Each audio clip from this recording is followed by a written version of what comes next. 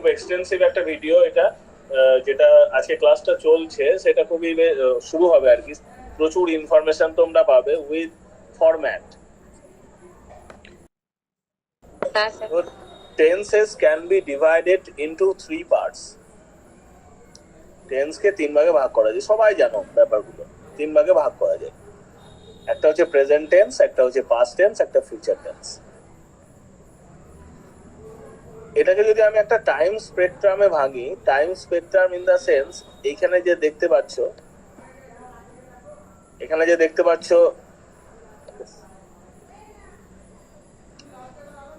K mute?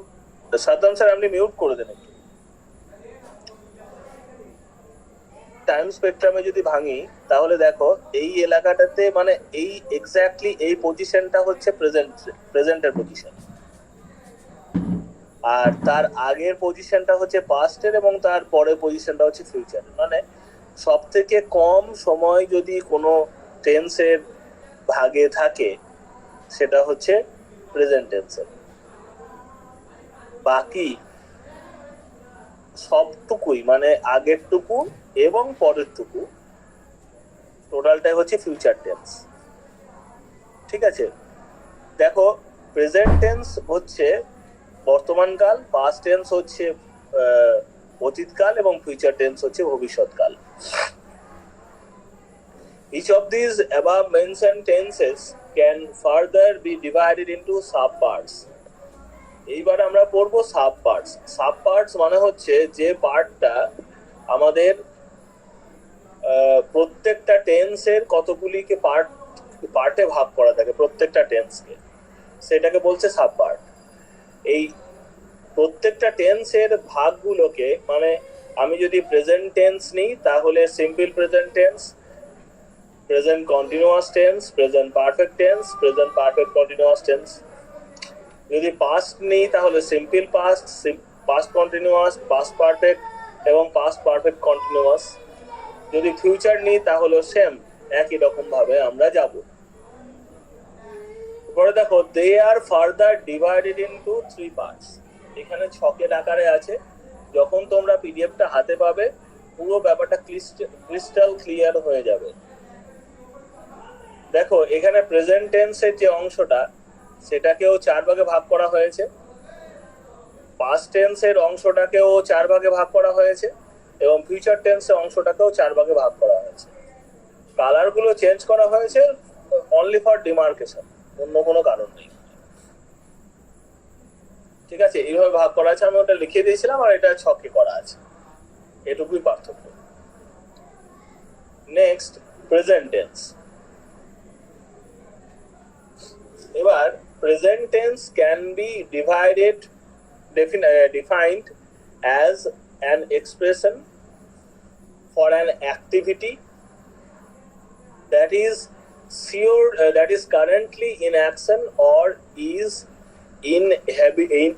is habitually performed.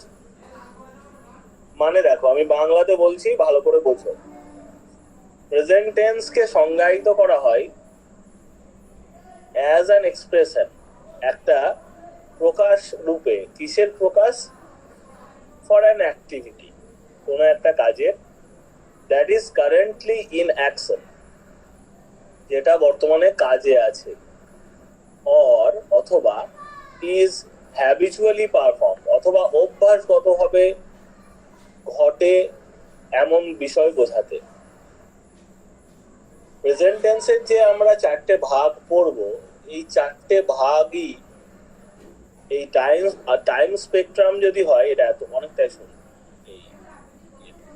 Time spectrum যদি হয়, এই টাইম স্পেকট্রামে কোথায় অবস্থান করছে না এই রকম একটা জায়গাতে অবস্থান করছে এক্স্যাক্টলি, এবং তার ওই ক্ষণস্থায়ী ভাবটা যে মুহূর্তে আমরা ধরো ক্লাসটা শুরু করেছি, এখন যখন বলছি এবং বলা যখন শেষ করছি, ঠিক এইটা যেন চলে চলে যাচ্ছে এইদিকে। আমরা এইরকম ভাবে একটা জায়গাতে লাঠি নিয়ে দাঁড়িয়ে আছি, আর টাইমটা যেন এই দিকেও চলে যাচ্ছে। মানে একটুক্ষণ পরে যেটা ভবিষ্যৎকাল, সেইটাও যেন খানিকক্ষণ পরে এইখানে চলে আসছে, এদিকে মুভিং। তাহলে এই যে বহমান সময় যেটা ডান দিক থেকে বাম দিকে চলে যাচ্ছে, সেই সময়ের মধ্যে শুধুমাত্র সেইটুকু সময়কেই আমরা বলি যে সময়টা আমরা বাস করছি। এবার এই কথাটার মধ্যে অনেকটা ভুল লুকিয়ে আছে, যে এই সংজ্ঞাটার মধ্যে আমাদের অনেক কিছু বলা হয় না। যেমন আমি যদি ধরো একটা পড়া কথাটা বলি, আমি পড়ি, আই রিড, তাহলে এটা বোঝাবে অতীতকালেও আমি পড়েছিলাম,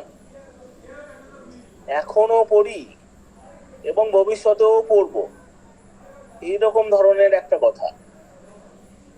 যে আজকে ধরো শনিবারে বলছে আমি পড়ি, মানে শুক্রবারও আমি পড়েছিলাম, আবার রবিবারও আমি পড়বো, এইরকম ধরনের একটা সেন্স বোঝাবার জন্য প্রেজেন্ট টেন্স ব্যবহার করা হয়। এটা খুব এক্সটেন্সিভ একটা চিন্তা, কারণ এই টেন্স নিয়ে অনেক রকমের কাজ এখনো পর্যন্ত চলছে।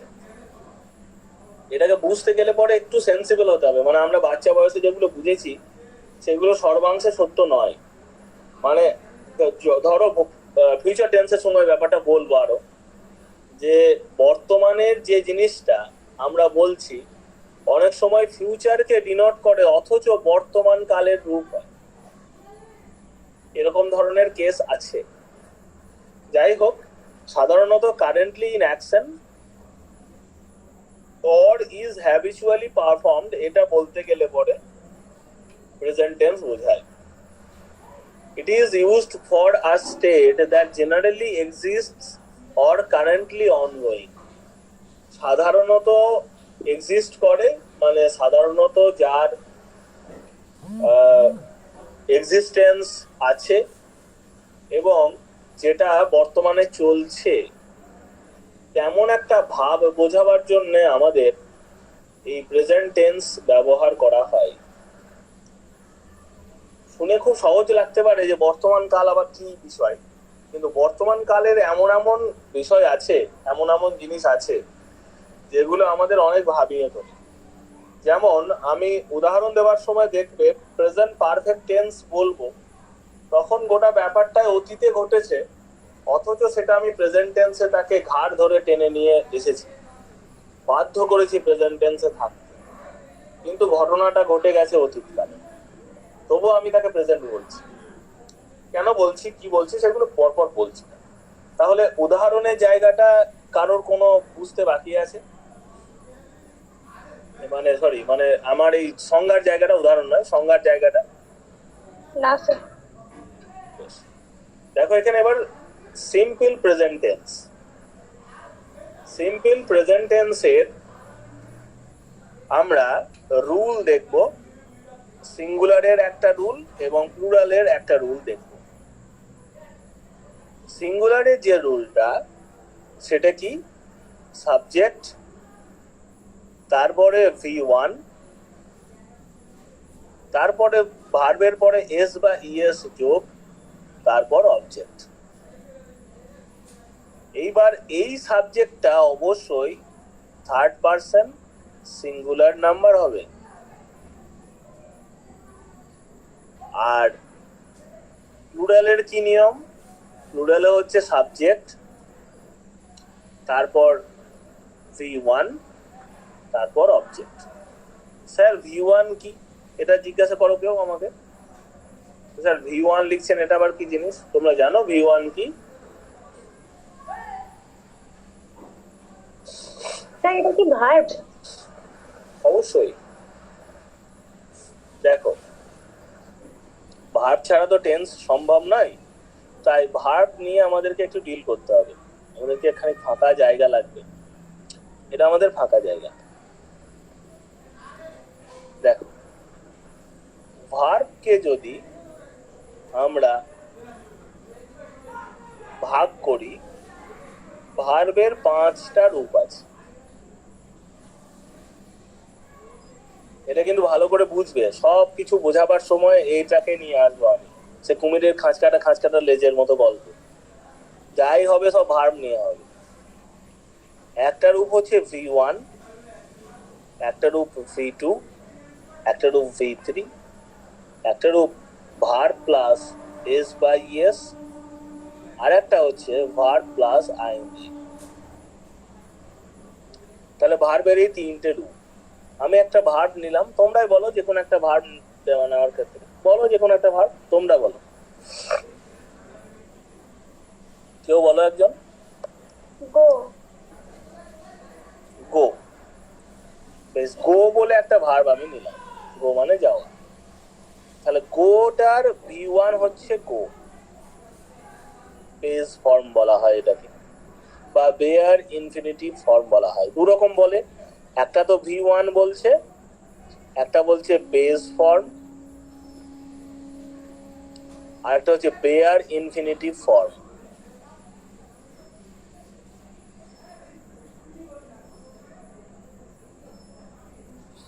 খানিকটা খাতা ইউজ করবে, নইলে বুঝতে অসুবিধা যদি কিছু হয় সেগুলো লিখবে। হ্যাঁ, V2 হচ্ছে পাস্ট ফর্মটা।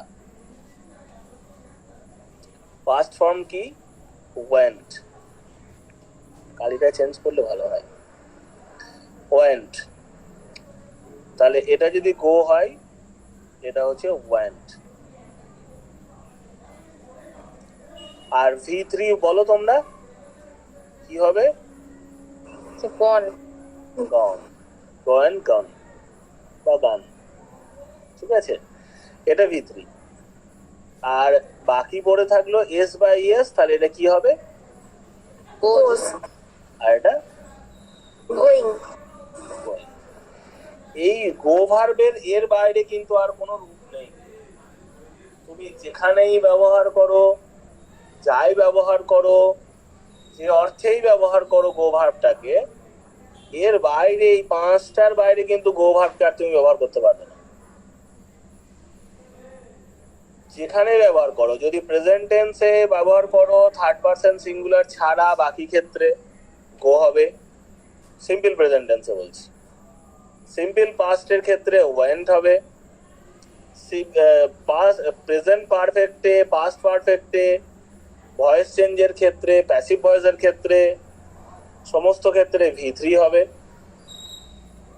আর গোজ হচ্ছে সিম্পল প্রেজেন্ট টেন্সে থার্ড পারসন সিঙ্গুলার নাম্বারের পরে গোজ হবে। আর ভার্বের পরে আইএনজি, যেটা ভার্বের পরে আইএনজি হচ্ছে present continuous tense, past continuous tense, present perfect continuous tense, past perfect continuous tense, future continuous tense, future perfect continuous tense, এবং জিরান্ড হওয়ার সময় এবং পার্টিসিপেলে ব্যবহার হওয়ার সময় সব জায়গাতেই ভার্বের পরে আইএনজি বসবে। তাহলে আমরা ছোট করে দিই। এইবার দেখো, এখানে সাবজেক্টের পরে V1 বসেছে, মানে আমাদের V1 দেখলাম কি সাবজেক্টের পরে, এই যে এটা V1, এরপরে s বাই s যোগ হয়েছে এইটা। ঠিক আছে, ক্লিয়ার হলো? হ্যাঁ স্যার। প্লুরালে বলছে সাবজেক্টের পরে V1, তারপর অবজেক্ট। এবার আমরা উদাহরণ দেখি। The girl sings a song. মেয়েটি গান গায়, একটি গান গায়। তাহলে দেখো, সিং ভার্বটার পরে সিং ইজ কিং হয়ে গেছে, এখানে এস যোগ হয়েছে। The girl sings a song, তাহলে দ্য গার্লটা থার্ড পারসন সিঙ্গুলার নাম্বার বলে এইটা ভার্ব আছে, ভার্বের পরে এস যোগ হয়েছে, এস বাই এস যোগ হয়, এখানে এস যোগ হয়েছে। আর সংটা তো অবজেক্ট। হিয়ার সব লেখা আছে, কোনো সমস্যা নেই। The subject is girl singular and s has been added to the verb sing followed by the object song. Next দেখো, এখানটাতে দ্য গার্লস, এটা তো কি থার্ড পারসন প্লুরাল নাম্বার, তাহলে তারপরে শুধু সিং বসলো, সিঙ্গার সং। এখানে সাবজেক্টটা গার্লসটা plural, and no changes have been made with the one, কোনো চেঞ্জই হলো না। ফার্স্ট ফর্ম অফ ভার্ব যেটা V1 সেটাই বসছে অ্যান্ড দ্য অবজেক্ট এর পরেই বসছে। বলো এই স্লাইডটা কারো কোনো সমস্যা?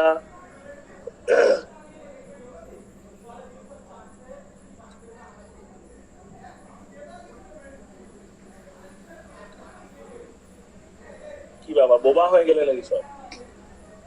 না স্যার, ক্লিয়ার। হ্যাঁ, গরমে কথা বন্ধ হয়ে যেতে পারে, মাঝে মধ্যে জিজ্ঞাসা করে দেখতে হবে। হ্যাঁ স্যার। দেখো আমার তো ঠান্ডা লেগে গেল গরমে, আবার এত গরমে আসছি বাড়িতে, ফ্রিজের জল খেয়ে নিচ্ছি, তো ঠান্ডা লেগে গেল। Raj speaks German.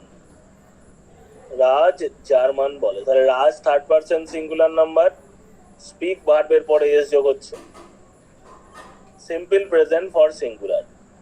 আবার দে স্পিক জার্মান, দেটা দেখো থার্ড পারসন প্লুরাল, তাই শুধু স্পিক হলো। এই ঘরটা মোটামুটি সবাই জানো আশা করছি।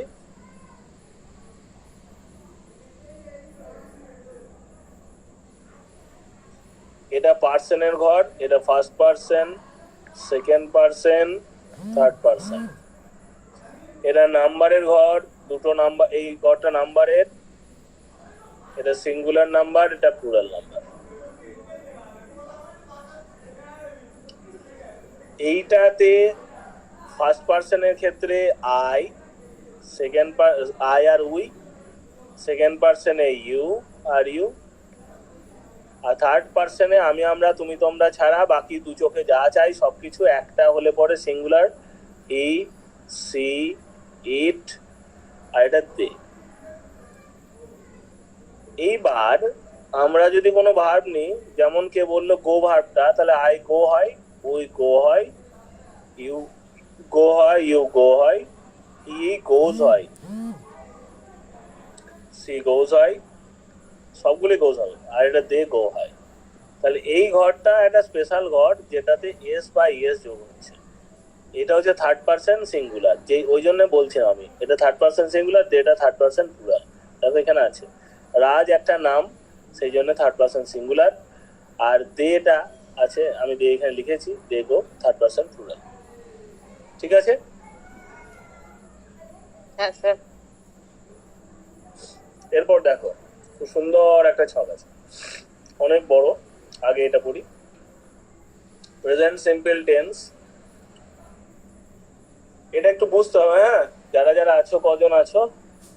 আমি তো দুজন আছি, চুমকি আছো, জাহাঙ্গীর, কি নিরঞ্জন, পিউ, প্রীতি, পূজা, রানু মাইতি আর তপস্যা। বেশ, যার যে অসুবিধা হবে আমাকে জিজ্ঞাসা করবে। দেখো প্রেজেন্ট সিম্পল টেন্স, এই প্রেজেন্ট সিম্পল টেন্সে স্ট্রাকচারটা বুঝতে হবে। স্ট্রাকচার মানে গঠন। আমাদেরকে বইয়ে, বিভিন্ন রকমের বইয়ে শুধু পজিটিভের স্ট্রাকচারটাই বলে দিয়ে দেওয়া হয়, পরে আমরা নিজেদের দায় দায়িত্বতে নেগেটিভ এবং কোশ্চেনটা শিখতে হয়। আমি সেই দায়টাকে একটু লঘু করার জন্য সবগুলো একটা জায়গাতে ভরার চেষ্টা করেছি। দেখো আই, ইউ, উই, দে এর পরে ভার্ব বসবে, আর নেগেটিভে আই, উই, দে এসবের পরে ডু নট দিয়ে ভার্ব বসবে, নট করার জন্য, নেগেটিভের জন্য। কোশ্চেনের ক্ষেত্রে ডু ভার্বটা আগে চলে যাবে, যদি বি ভার্ব থাকে তাহলে সেটাও আগে চলে যাবে। নর্মালি আমাদের এখানে, আবার আমি স্লাইডটা নিচ্ছি, আমাদের একটা হচ্ছে কোশ্চেন করার জন্যে আর একটা হচ্ছে নেগেটিভ করার জন্যে। আমাদের যেটা be verb, have verb, modal, এই তিনটে জিনিস লাগে। বি ভার্ব তোমরা জানো, am, is, are, was, were, shall be, will be. Have verb তিনটে থাকে, হ্যাভ, হ্যাজ, হ্যাড। আর modal shall, should, can, could, may, might, would, এগুলো মোডাল। এইগুলো যদি থাকে, এইগুলোকে ট্রিট করতে হবে নিজের গাড়ি বলে, নিজের গাড়ি। আর যদি নিজের গাড়ি না থাকে, যদি যেতেই হয়, তাহলে ভাড়া গাড়ি বাজারে একটাই আছে, সেটা হচ্ছে ডু। যদি কোশ্চেন করতে হয় একটা বাক্য, সেইখানে যদি be verb, have verb, be ভার্বে বি লিখছি, হ্যাভ ভার্বে এইচ লিখছি, মডালে এম লিখছি, বিএইচএম যদি থাকে তাহলে সেইগুলাই বিডব্লিউএম এর বিডব্লিউএম নাকি বিএমডব্লিউর মতো সামনে চলে যাবে। কিন্তু বিএমডব্লিউ যদি না থাকে তাহলে খটখটে খাটারা গাড়ি ডু, সেইটাকে তোমাকে নিয়ে যেতে হবে, ডুকে আমাকে নিয়ে যেতে হবে সামনে, শুধু দুটাকে নিয়ে চলে যেতে হবে সামনে। বুঝতে পারলে? এইভাবে বুঝতে পেরেছ? দুটাকে নিয়ে যেতে হবে সামনে। না আবার দেখাবো, যদি নেগেটিভ থাকে, যদি নেগেটিভ করতে হয় তাহলে নেগেটিভ একটা নো থাকে, নোকে কোলে নেবার জন্য এই বি ভার্ব আছে, হ্যাভ ভার্ব আছে, মোডাল আছে। যদি ওরা না থাকে তাহলে ডু বলবে আয় আমার কোলে এসে চা। ওকে, সেম জিনিস দেখো এখানে লেখা আছে। আমি না হয় আর কি করে লঘু করে বলছি, কিন্তু বিষয়টা নিয়মটা এটাই। ডু এর পরে দেখো নট যোগ হয়েছে, মানে ডু নট কে কোলে নিয়েছে। আবার কোশ্চেন করবার সময় ডুটা দেখো সামনে চলে এসেছে। ঠিক তেমনি ভাবে ই সি ইটের ক্ষেত্রেও তারপরে যেটা ভার্ব হবে তারপরে তো এস বা ইএস যোগ হবে। আর এখানে যখন নেগেটিভ করবে তখন যেহেতু ডু ভাড়া গাড়ি, সেই জন্য ভার্বের যে এস বা ইএস সেটা ডু নিজে নিয়ে নেবে, দিয়ে নট বসবে, ডাজ নট হবে। এইভাবে লিখতে পারো বা এইভাবেও লিখতে পারো। আর এটা ডাজ হি বা সি বা ইট, দিয়ে তারপর ভার্ব, মানে এই ভার্বের পরে এস বা ইএস ছিল, সেটা ডু নিজে নিয়ে নিয়েছে। বুঝতে পেরেছো? বলো আমাকে, বুঝতে পারছো নাকি? হ্যাঁ স্যার। হ্যাঁ বুঝতে পেরেছি। ঠিক আছে। এরপর দেখো গোটাটা একটা জায়গাতে দেওয়া আছে। আয়ের পরে যদি আই লাভ কমিক্স এরকম একটা বাক্য আমি নিয়েছি, পজিটিভে আই লাভ কমিক্স, নেগেটিভে আই ডোন্ট লাভ কমিক্স, কোশ্চেনে ডু আই লাভ কমিক্স, আর নেগেটিভ কোশ্চেনে ডোন্ট আই লাভ কমিক্স, মানে আমি কমিক্স ভালোবাসি। আমি কমিক্স ভালোবাসি না। আমি কি কমিক্স ভালোবাসি? আমি কি কমিক্স ভালোবাসি না। বুঝতে পারলে? এইটা মানে তুমি এবার সেরকম, তুমি কমিক্স ভালোবাসো, তুমি কমিক্স ভালোবাসো না, তুমি কি কমিক্স ভালোবাসো আর তুমি কি কমিক্স ভালোবাসো না। সে খাবো না আমি চা, সে করোনার সময় একটা বেরিয়েছিল যে, শুনেছো? হ্যাঁ স্যার, খাবো না আমি কিছু খাবো না ওইরকম। ঠিক সেরকম। He loves comics, he does not love comics. দেখো এখানে দেখো হি লাভস আছে, এই জায়গাটা ভালো করে দেখো, ইএস যোগ আছে। এই ইএস যখনই আমি ডু ভার্বের সাহায্য নিলাম নট করবার জন্য, তখন ডু বললো যে আপনি তো বাবু আমাকে ভাড়া দিয়ে এনেছেন, তাহলে কেন এই ইএসটাকে মাথায় করে নিয়ে বেড়াচ্ছেন, এসটাকে আমাকে দেন। ডু নিজে নিয়ে ডাজ হয়ে গেল, he does not love comics.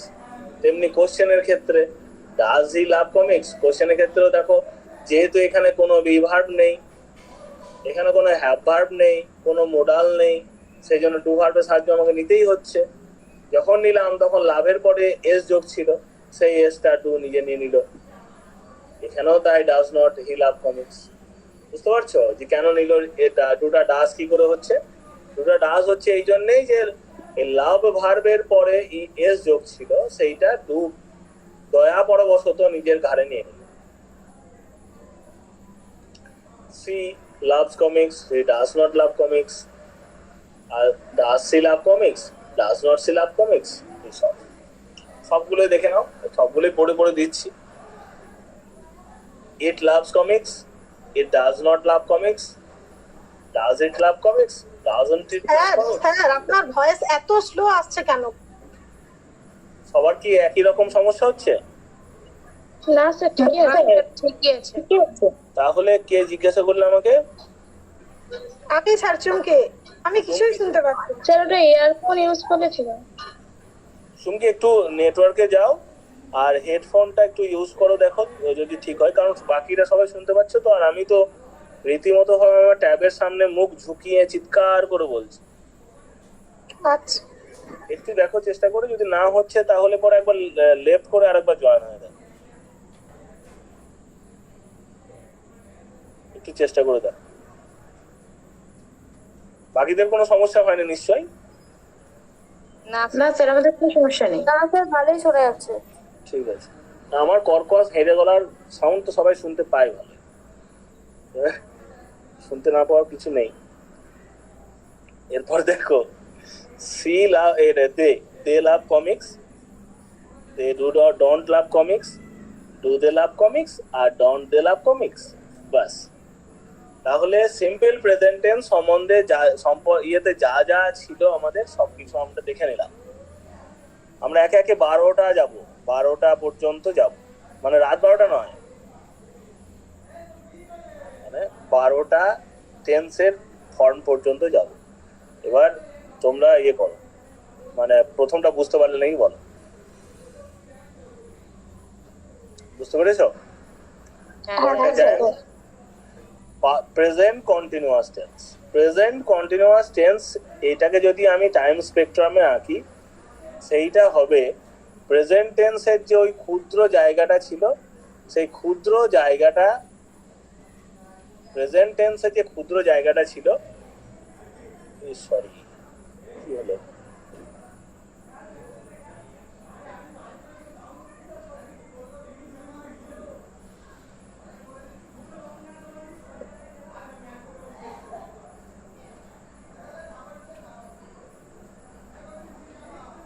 শোনা যাচ্ছে কথা?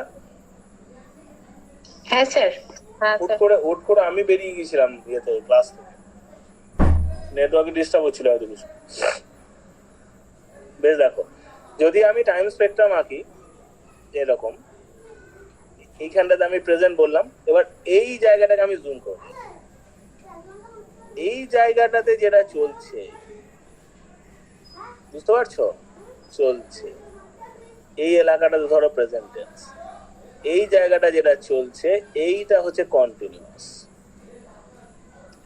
মানে প্রেজেন্ট টেন্স তার মধ্যে যেটা চলছে। প্রেজেন্ট কন্টিনিউয়াস টেন্স বলছে যেটা বলছে এখানে ফর্মটা দেওয়া আছে শুধু, মানে বর্তমানকালে কোনো কিছু চলছে বোঝালে যেটা বোঝানো হয় সেটা প্রেজেন্ট কন্টিনিউয়াস টেন্স বলা হয়। এটা সাবজেক্ট, তারপরে এম ইজ আর, তারপরে V1, তারপর আইএনজি, তারপর অবজেক্ট। V1 কেন বলছি, কারণ সবাই ওই ভার্ব প্লাস আইএনজিটা বোঝে না, মানে ভার্বের পরে আইএনজি যোগ করতে হয়। এটা সি ইজ গেটিং ফুড, সে খাবার খাচ্ছে, ইটিং ফুড, সে খাবার খাচ্ছে। এখানে সাবজেক্ট হচ্ছে সি, তার সাথে ইজ বি ভার্ব বসছে, এই যে এম ইজ আর এর মধ্যে বসবে বি ভার্ব, তারপরে ভার্বের পরে আইএনজি যোগ হচ্ছে, V1 এর পরে আইএনজি যোগ হচ্ছে, দিয়ে তারপরে বাক্যটা কমপ্লিট হচ্ছে। দেখো, she is speaking German, present continuous for third person singular, she is হচ্ছে। I am learning German, first person singular, I am learning হচ্ছে। তাহলে এম ইজ আর এর যেটা নিয়ম সেটা হচ্ছে I am, we are, you R, you are, he is, এই ঘরটা আর কি, সব সি ইজ, ইট ইজ, আর দে আর।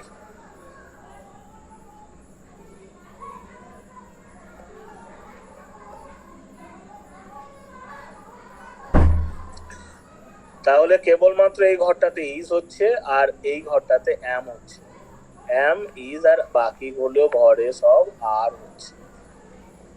ঠিক আছে, এটা নিয়ম। এই ভদ্রমহিলা জার্মান বলছে না কি বলছে জানি না, তবে ছবিটা দিয়েছে, তোমরা ভাবো এই জার্মান বলছে।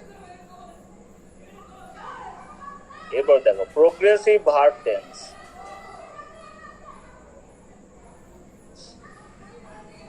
প্রোগ্রেসিভ ভার্ব টেন্সের ক্ষেত্রে আমি সব টেন্সের ছবি কোটা এখানে দেওয়া আছে, দেখো পাস্টেরও, প্রেজেন্টেরও এবং ফিউচারেরও, সবগুলোই প্রোগ্রেসিভ। ছবি আঁকা আছে কি রকম, খুব সুন্দর। প্রেজেন্ট আগে বলি, an ongoing action is occurring right now. একটা চলন্ত ঘটনা, মানে এইখানে শুরু হচ্ছে, চলছে। I am talking to Benjamin, আমি বেঞ্জামিনের সাথে কথা বলছি। Am Benjamin is talking to me, Benjamin আমার সাথে কথা বলছে। Is the students are talking to Benjamin, ছেলেরা বেঞ্জামিনের, স্টুডেন্টরা বেঞ্জামিনের সাথে কথা বলছে। তাহলে অ্যামিজারের ব্যবহার কি করে হলো দেখলে? তারপরে সবগুলোই দেখো, টকের পরে আইএনজি, তারপরে অবজেক্ট। পাস্টের ক্ষেত্রেও সেম জিনিসই হয়। অতীতে টাইম স্পেকট্রামটা দেখো, অতীতে কোন একটা টাইমে ঘটছিল অনেকক্ষণ ধরে। I was talking to Benjamin, Benjamin was talking to me, and the students were talking to Benjamin. অতীতের ক্ষেত্রে ওয়াজ আর ওয়ের হয়, প্রেজেন্টের ক্ষেত্রে অ্যামিজার হয়, আর ফিউচারের ক্ষেত্রে উইল বি। শ্যাল বির ব্যবহারটা এখন আর হয় না।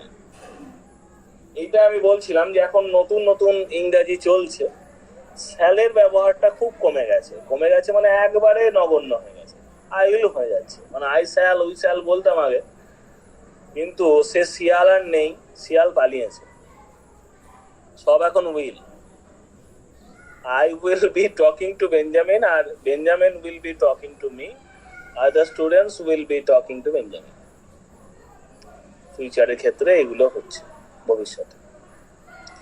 এরপর দেখো প্রেজেন্ট কন্টিনিউয়াস প্রোগ্রেসিভ টেন্সে ওইটার মতো ছক। এই ছকটা আমি বানাইনি, এই ছকটা ইন্টারনেট থেকেই নিয়েছি। ওই ছকগুলো সবই ইন্টারনেট থেকে নাও, কিন্তু খুঁজতে হয়েছে এইটুকুই আর কি। আয়ের পরে অ্যাম দিয়ে ভার্বের পরে আইএনজি, আয়ের পরে অ্যাম নট দিয়ে ভার্বের পরে আইএনজি, আয়ের পরে অ্যাম, তারপরে আই, তারপরে ভার্বের পরে আইএনজি। বলছিলাম যে অ্যাম আর ইজ এইগুলো হচ্ছে নিজের গাড়ি, বি ভার্বটা নিজের গাড়ি। নিজের গাড়ি সবসময় সামনে গাড়ি লেগে থাকবে, যদি না থাকে তাহলে আমরা ডু নেব। কিন্তু কন্টিনিউয়াসের ক্ষেত্রে ডু নেওয়ার কোনো প্রশ্নই ওঠে না। কেন ওঠে না? কারণ যেন তেন প্রকারেণ আমরা কন্টিনিউয়াসের ক্ষেত্রে বিভার্ব একটা পাবোই। কন্টিনিউয়াসের ক্ষেত্রে যেহেতু নিজের গাড়ি আছে বাড়িতে, তাই কেন আমরা ভাড়া গাড়ি করব? তাহলে আই এম, তাহলে you R, you R, you are, he is, she is, it is, they R.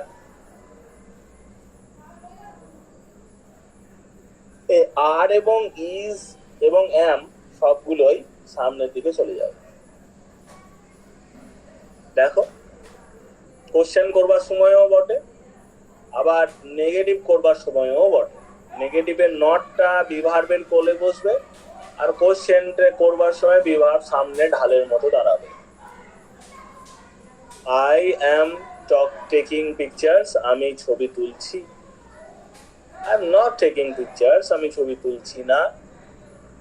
I am taking, am I taking pictures? দেখো I am taking pictures টা am টা সামনের দিকে চলে গেল, এখানে চলে এলো। Am I taking pictures দিয়ে জিজ্ঞাসা হচ্ছে, am I not taking pictures?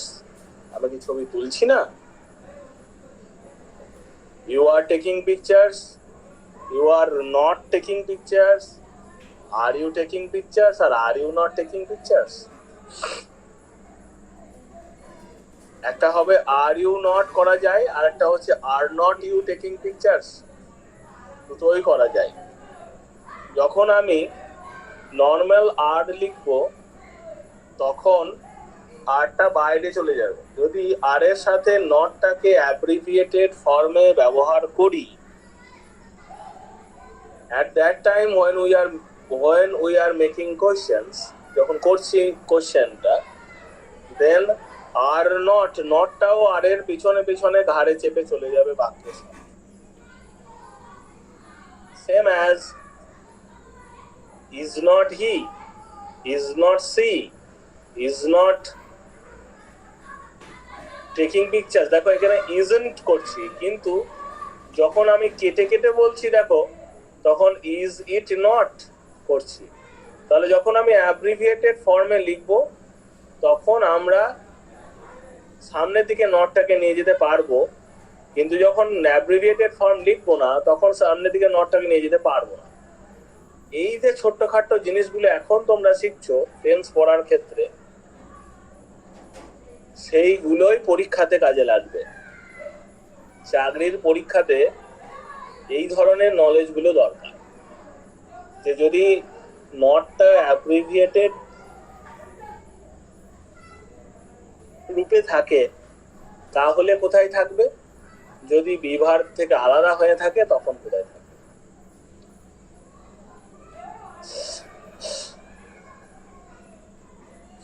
She is taking pictures, she is not taking pictures, is she taking pictures, is she not taking pictures, or is not she taking pictures, দুটোই হবে। আবার উইটাও ওরকম, দেটাও ওরকম। তোমরা দেখো, একটু দেখো পড়তে পারছো নাকি?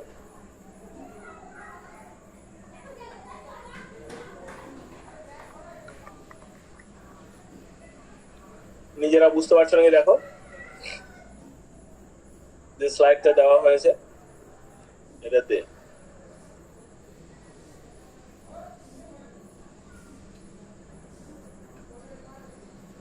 ওকে, ডান। নেক্সটে যাব। হ্যাঁ স্যার। বাকিরা? হ্যাঁ স্যার। ঠিক আছে। এরপর দেখো present perfect tense. Present perfect tense হচ্ছে সিঙ্গুলার এবং প্লুরালের ক্ষেত্রে কিরকম হয়, যে সাবজেক্টের পরে হ্যাজ বসে, মানে হ্যাভ ভার্বের তিনটে রূপ। হ্যাভ ভার্বের তিনটে রূপ। হ্যাভ নিজে, একটা হচ্ছে হ্যাজ, একটা হচ্ছে হ্যাড। এই তিনটেই বহুরূপের মতো রূপ, তিনটে কস্টিউম আছে। হ্যাডটা পাস্টের ক্ষেত্রে ব্যবহার হয়, আর হ্যাভ এবং হ্যাজটা ফিউচারে, প্রেজেন্ট এবং ফিউচারে ব্যবহার হয়। দেখো, সাবজেক্টের পরে হ্যাজ, তারপরে V3 ফর্ম। যে V3 ফর্মটা খানিকক্ষণ আগে আমি বলেছিলাম, গো অ্যান্ড ডান, যেটা ডু ডিড ডান, যেটা ডানটা। ওয়ার্ক ওয়ার্ক 3 নম্বর যেটা বলছি সেটা V3। তারপরে অবজেক্ট। তাহলে সাবজেক্ট যদি সিঙ্গুলার হয় হ্যাজ বলছে, কিন্তু আই এর পরে হ্যাভ হয়, উই এর পরে হ্যাভ হয়, you have, he has, she has, it has, they have. I এর পর সাবজেক্ট যদি প্লুরাল হয় তাহলে হ্যাভ হয় বলছে, আর আই এর পরে হ্যাভ হয়। বাদ বাকি ক্ষেত্রে সব শুধুমাত্র সে থার্ড পারসন সিঙ্গুলার নাম্বার যেটাতে এস বা ইএস যোগ হয়েছিল সিম্পল প্রেজেন্ট টেন্সে, সেই ঘরের লোকগুলোর ক্ষেত্রে আমরা হ্যাজ ব্যবহার করব। He has clean the utensils, সে বাসনগুলো পরিষ্কার করেছে। এখানে he is the subject and has, তারপরে clean, third form of verb, and utensils is the object. এটা কি অর্থে ব্যবহার হয়? প্লুরালের ক্ষেত্রে এখানে হ্যাভ হচ্ছে, তারপরে হচ্ছে। কি অর্থে ব্যবহার হলো তাহলে? পারফেক্টের অর্থটা কি? কি অর্থে ব্যবহার করলাম পারফেক্টটা আমরা? যখন আমরা এই রকম একটা জায়গাতে থাকবো, যখন আমি কথা বলছি এই জায়গাটাতে কথা বলছি, অথচ একটা ঘটনা এই রকম ভাবে এই জায়গাতে শুরু হয়েছে এবং শেষ হয়ে গেছে, অথচ তার আফটার ইফেক্ট চলছে, সেই ক্ষেত্রে আমরা প্রেজেন্ট পারফেক্ট টেন্স ব্যবহার করতে পারি। প্রেজেন্ট পারফেক্ট টেন্স একটা মজার টেন্স। আসলে অতীত, কিন্তু বলি বর্তমানে। এইবার এই প্রেজেন্ট পারফেক্ট টেন্সের ব্যবহারের একটা ছোট্ট উদাহরণ দিই, কি রকম ধরনের ব্যবহার হয়। যদি ধরো আমি খেয়েছি,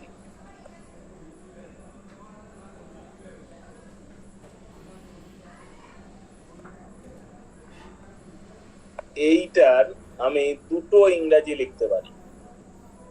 একটা হচ্ছে আই এট, আর একটা হচ্ছে আই হ্যাভ ইটেন। এবার কি স্যার, তাহলে আই এট থাকলে আমি কি বুঝবো, বা আই হ্যাভ ইটেন থাকলে আমি কি বুঝবো? বোঝার ব্যাপার খিদেতে আছে। খাওয়া ক্ষুধার সাথে সম্পর্কিত।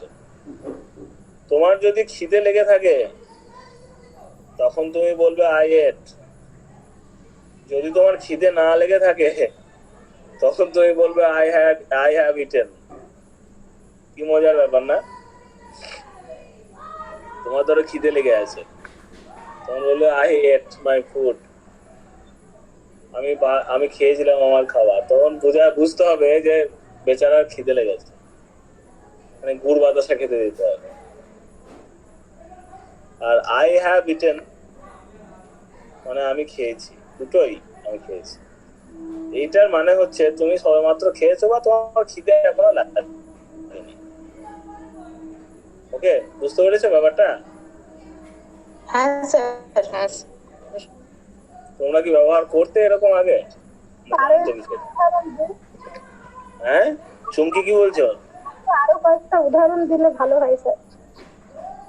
কাটা উদাহরণ আছে এখানে, দেখো উদাহরণ আছে।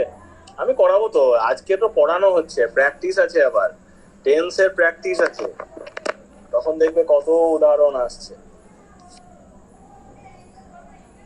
দেখো পজিটিভ ক্ষেত্রে আই এই হ্যাভ হবে, যে তারপরে আই এর পরে ইউ এর পরে উই এর পরে দে এর পরে হ্যাভ হবে, তারপরে ভি থ্রি হবে। নেগেটিভের ক্ষেত্রে হ্যাভ ভার্বের পরে নট হচ্ছে, আর কোশ্চেনের ক্ষেত্রে হ্যাভ ভার্বটা সামনে চলে যাচ্ছে। হ্যাভ ভার্ব হচ্ছে ইয়ে verb,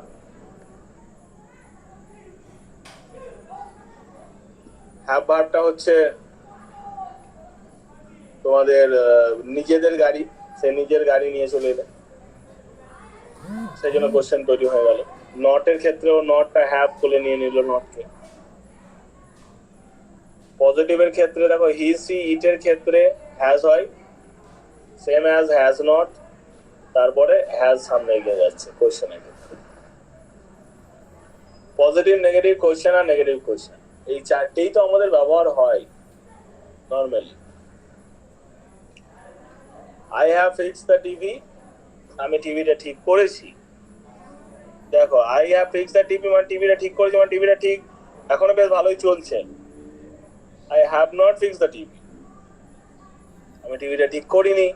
have I fixed the TV, টিভিটা কি ঠিক করেছি?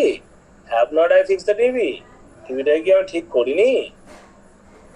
তেমনি ইউ এর ক্ষেত্রে, হি এর ক্ষেত্রে, সি এর ক্ষেত্রে, ইটের ক্ষেত্রে সবগুলো একই রকম নিয়মেই যাচ্ছে। ইউ হ্যাভ দেখো he has, she has, it has, we have, they have. তেমনি I have not, you have not, he has not, she has not, it has not, we have not, আর দে হ্যাভ নট। কোশ্চেনের ক্ষেত্রে হ্যাভটা সামনে চলে যাচ্ছে, have I, have you, has he, has she, has it, have we, have they, এগুলো। নেগেটিভের ক্ষেত্রে তো দুরকম হয় বলছিলাম, নটটাকেও নিয়ে বসতে পারে, নটটাকে ছাড়াও বসতে পারে। নটটাকে নিয়েটাই বলি, have not I, have not you, has not she, has not she, has not he, has not she, has not it, have not we, আর হ্যাভ দে নট বা হ্যাভ নট দে। এই সবগুলোর ক্ষেত্রে আমাদের একই রকম নিয়ম কার্যকারী হচ্ছে। বুঝতে পেরেছো? হ্যাঁ হ্যাঁ, কি বললে?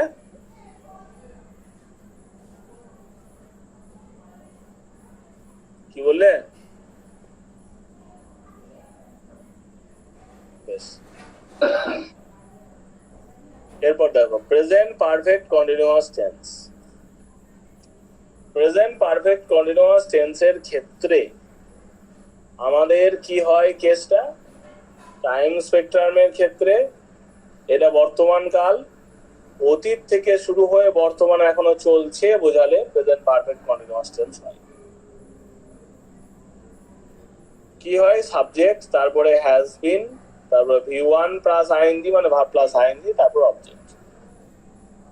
প্লুরালের ক্ষেত্রেও তাই, সাবজেক্টের পরে হ্যাভ বিন, তারপর ভার্ব প্লাস আইএনজি, তারপর object. She has been, practising since morning.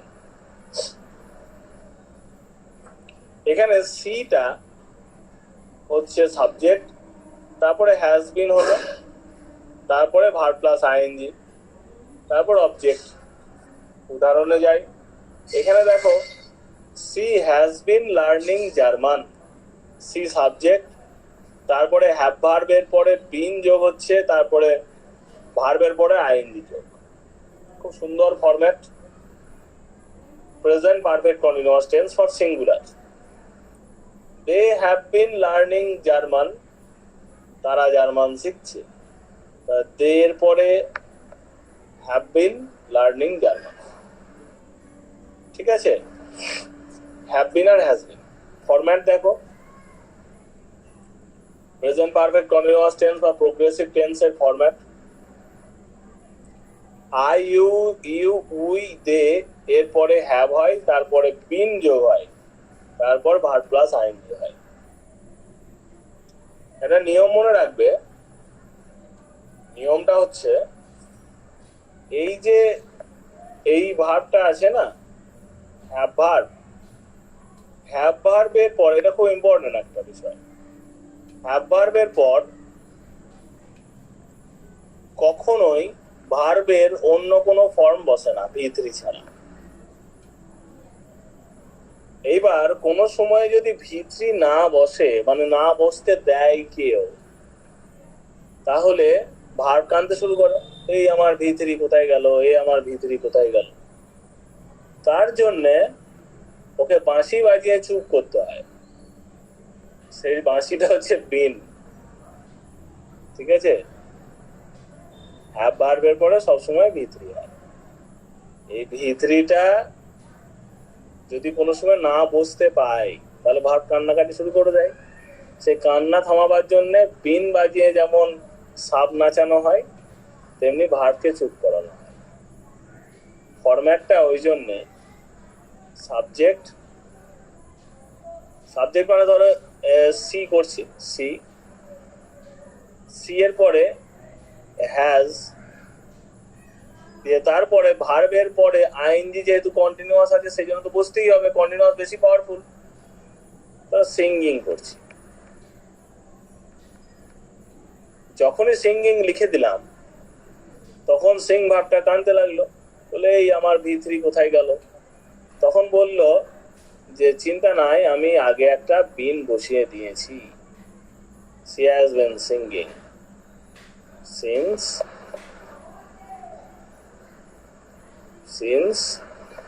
2004, 2004 সাল থেকে সে গান করছে। তাহলে ফরম্যাটটা বোঝা গেল, প্রেজেন্ট পারফেক্ট কন্টিনিউয়াসের ফরম্যাট। এইখানে আমাদের যখন টেস্ট করব দেখবে এই ফর আর সিন্স, এই দুটো জিনিস নিয়ে আমাদের কোশ্চেন আসবে, ফর এবং সিন্স। যখন সময় ধরে বোঝাবে, সময় ধরে, period of time, period burn বলে হয়,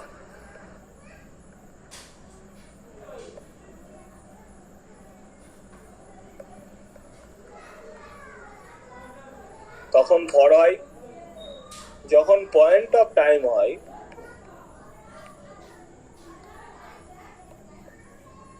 তখন সিন্স হয়।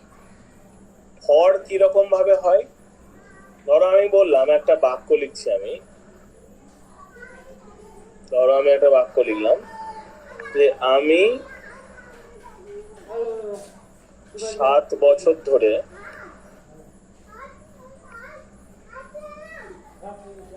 রামপুরহাটে আছি।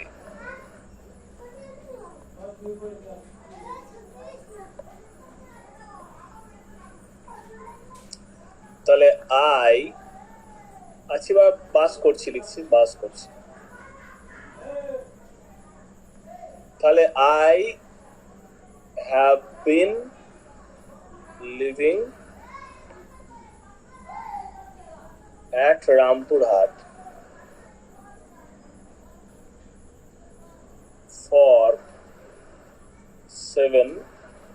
ইয়ার্স। এইবার এইটাকেই আমি চেঞ্জ করে লিখলাম, আমি এটাকে আমি চেঞ্জ করে দিচ্ছি আর লিখছি না গোটাটা।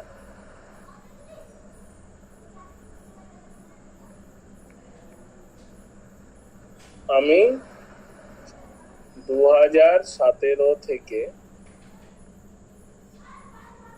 রামপুরহাটে বাস করছি। তখন হয়ে যাবে I have been living in Rampurhat since 2017। বুঝতে পারছো?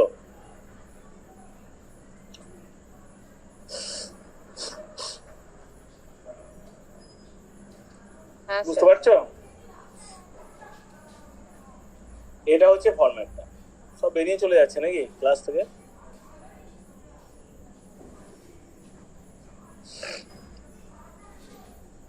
বেশ, এরপর দেখো এখানে ব্যবহার করা আছে I have been playing, I have not been playing, have I been playing, আর হ্যাভ আই নট বা have not I been playing video games, এইসব আর কি। পুরো ফরম্যাটটা দেওয়া আছে। তাহলে তোমাদের এতটাই থাক নাকি? পরের দিন পাস্ট আর ফিউচারটা পড়িয়ে দেবো। হ্যাঁ স্যার।